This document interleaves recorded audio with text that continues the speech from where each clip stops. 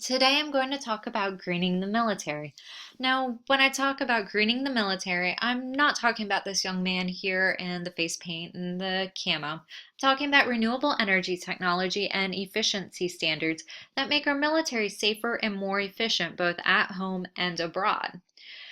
The U.S. military is the largest consumer of oil in the U.S. It accounts for 93% of U.S. government consumption, goes through about 360,000 barrels a day, of which 170,000 barrels go to war zones. Oil, therefore, is a huge security factor for our troops out in the field. Oil is also the driving force behind our military. Although you can see that energy demand has decreased from 1975, oil is still the disproportionate favorite, making any oil instability potentially life-threatening. Because of this, the 2014 QDR defines energy security as having assured access to reliable supplies of energy and the ability to protect and deliver sufficient energy to meet operational needs. It also considers efficiency a force multiplier. Therefore, greening the military can help improve operational effectiveness, reduce greenhouse gas emissions, and protect the Department of Defense from energy price fluctuations, which have been kind of crazy lately if you've noticed the price of gas. Because of this, the Department of Defense has left it up to the different branches of the military to either increase supplies or decrease demand. They can do it strategically, tactically, at home or abroad, however they see fit to carry out their mission as charged. This means at home, we've seen a great adoption of green energy on bases by all branches. Solar, geothermal, hydroelectric, biomass, and wind are all popular energy technologies that you can find on bases in the US. One of the most interesting technologies used on bases, however, happens to be the microgrid. Microgrids cut consumption by up to 60%, increase efficiency, and decrease reliance on a standard grid, which can be a huge security concern. And the technology can possibly be used for forward operating bases in the not so distant future.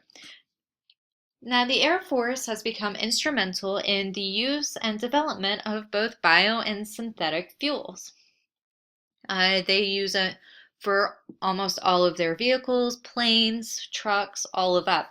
So far, it has already conducted several flights using only alternative fuels already. It is even more active on its bases, incorporating solar farms, wind farms, and land gas production. And 4 bases are already operating at 100% renewable energy.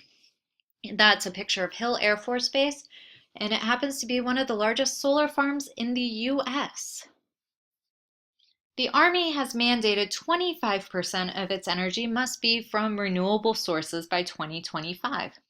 They plan on using solar, geothermal, hydroelectric, and biomass. As you can see from the chart, their focus is primarily on solar and biomass right now.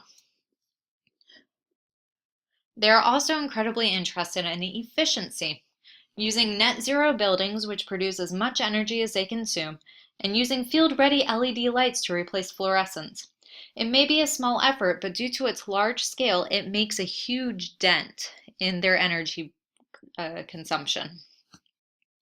Now, the Navy is probably most interesting for its use in tactical green energy, most notably its Great Green Fleet. However, it's also going strategic with several bases, including Pearl Harbor, hosting solar arrays.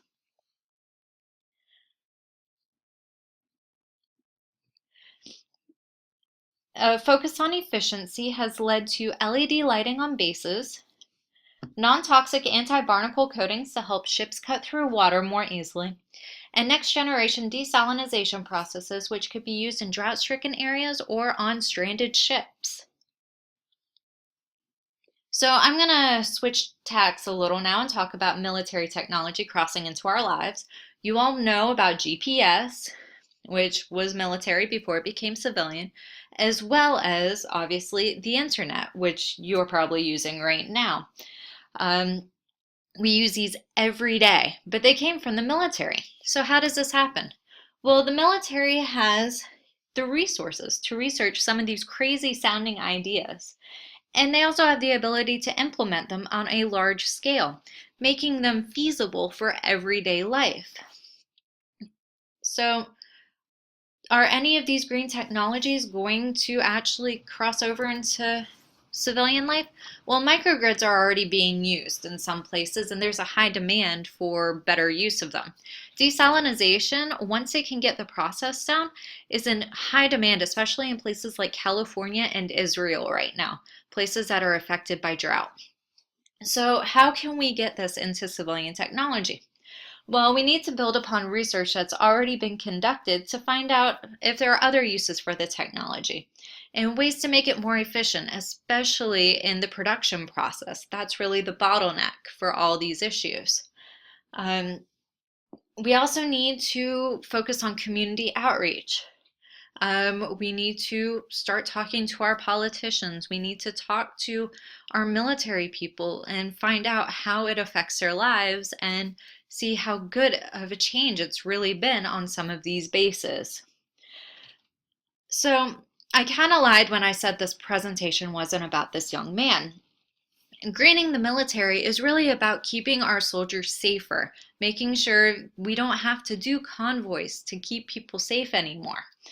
And it's also going to make the world a better place